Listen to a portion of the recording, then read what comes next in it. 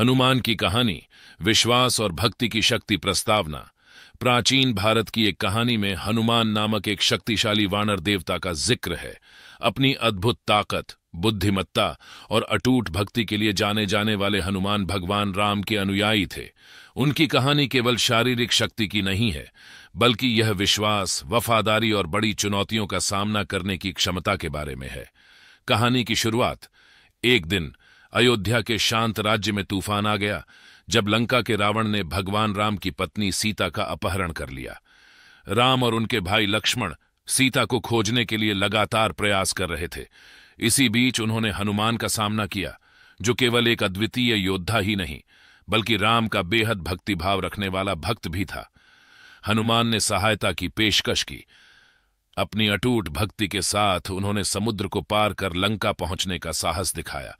उनका यात्रा का मार्ग कठिनाइयों से भरा था, लेकिन उनकी इच्छा शक्ति कभी कमजोर नहीं हुई।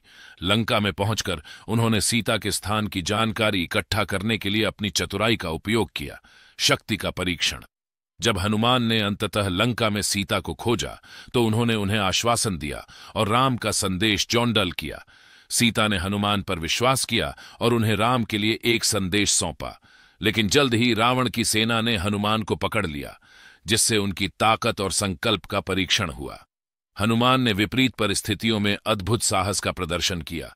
उन्होंने अपनी अलौकिक क्षमताओं का उपयोग करके बंधनों को तोड़ा।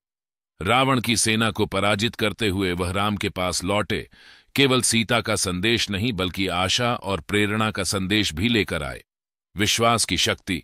अयोध्या में राम और हनुमान बंदरों और भालुओं की एक सेना के साथ रावण का सामना करने के लिए तैयार हो गए। जैसे जैसे वे लंका की ओर बढ़े, उन्होंने कई बाधाओं का सामना किया, लेकिन हनुमान की अटूट भक्ति ने उनकी दृढ़ता को बढ़ावा दिया। उन्होंने अपने साथी योद्धाओं को साहस और प्रेरणा दी, यह याद दिलाते हुए कि विश्वास की शक्ति और एकता में कितनी ताकत होती है।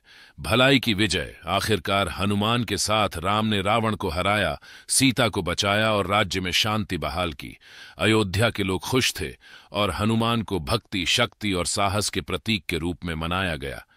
हनुमान की विरासत।